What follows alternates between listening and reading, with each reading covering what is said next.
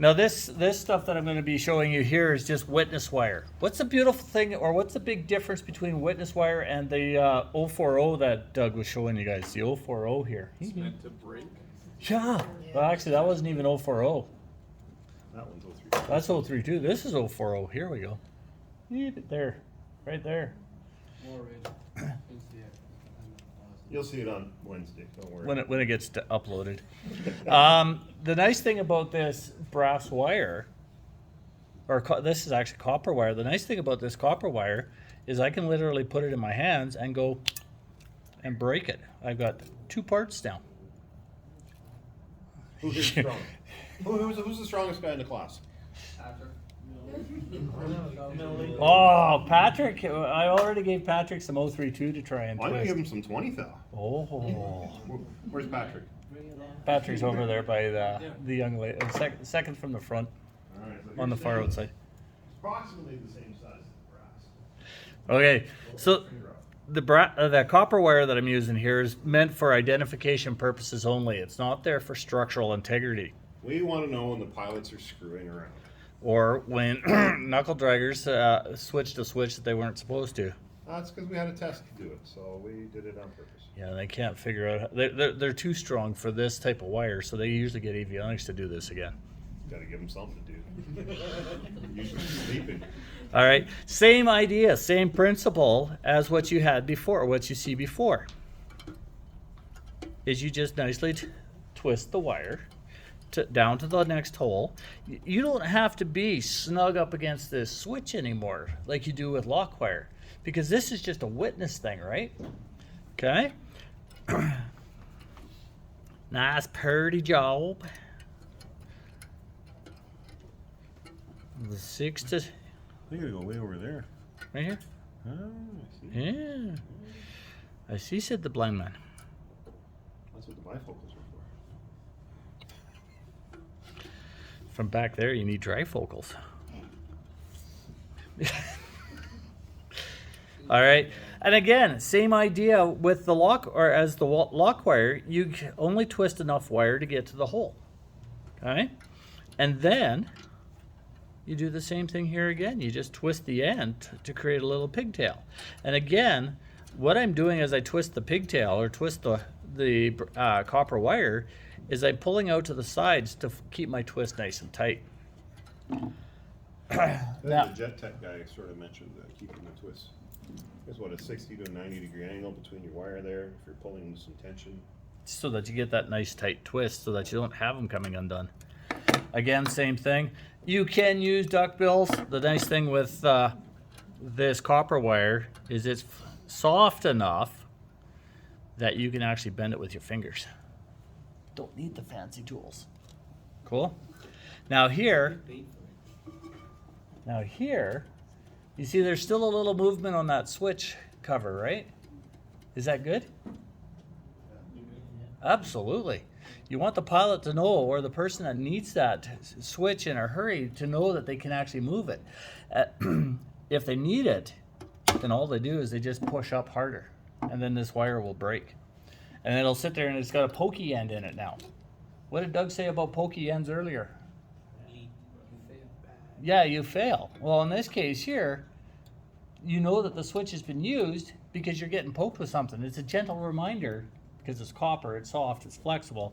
It's a gentle reminder to say, hey, fix me. Okay? Because even if the pilot does this and puts the guard back down, or the maintenance individual, or the avionics tech, whoever happens to be dealing with it, if they put the guard down, this wire still sits here nice and loose, and it's going, hey, I'm not good. Yeah, they use the guarded switches usually for emergency systems, and sometimes there's maintenance required after the emergency system has been activated. So that's why it's got the witness wire, and we want to know if something's been activated so that we can do the maintenance to restore the system back to where it should be. That's why it's on there. Remember those guarded switches I showed you, was it Tuesday or Friday last week? Anyhow, it was the thrust reversers for the 737-200. That's a maintenance item. Maintenance will pull down the guards on those switches, activate the switches underneath so that they can operate the thrust reversers while we're on the ground. if we're doing a post-flight inspection and we happen to see those switches unguarded or the witness wire broke on them, then we know that pilots have been tampering with those things, and we can go, dude, you're going to end up in the dirt if you do that again, potentially if you do that again. Okay? So the nice thing with this wire is it's nice and soft. It's easy to do. I'm going to do one more here for you guys. Let's get another length. If you're working in industry and you happen to flip the cover up and break the switch, the cover, or the lock wire, if you haven't activated the switch, by all means, just redo the safety wire. Yeah. The witness wire. It's no big deal. If you activate the switch, go tell somebody, because there may be a system that needs to be serviced. The citation down there has an emergency blowdown option. We had students play with that. They flipped the wrong switch.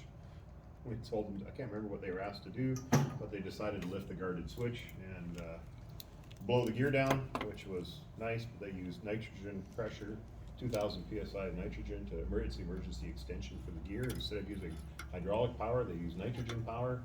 Now you got to bleed the hydraulic system for the gear. So there's all kinds of systems that require the witness wire, and it just means there's maintenance required before the plane flies again. Oh, did you break it? For the lighter avionics, Patrick, did you break it? Yeah. Managed to break the 20 thou? Yeah. With your hands, or did you wrap it around like a table leg or something?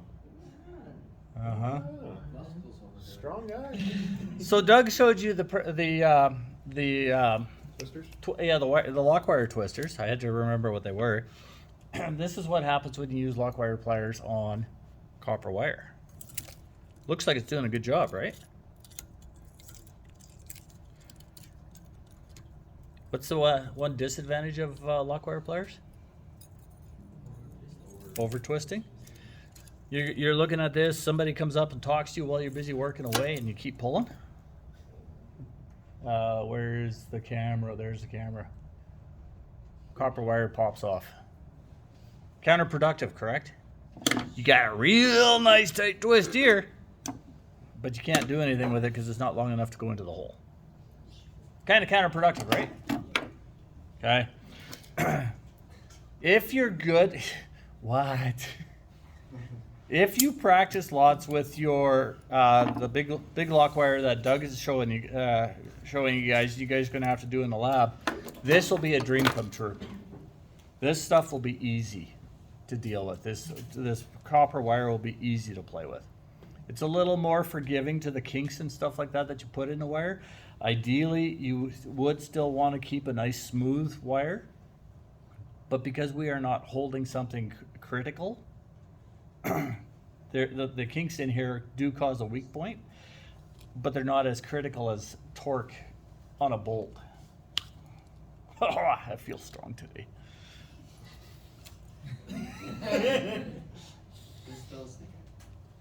All right, any questions?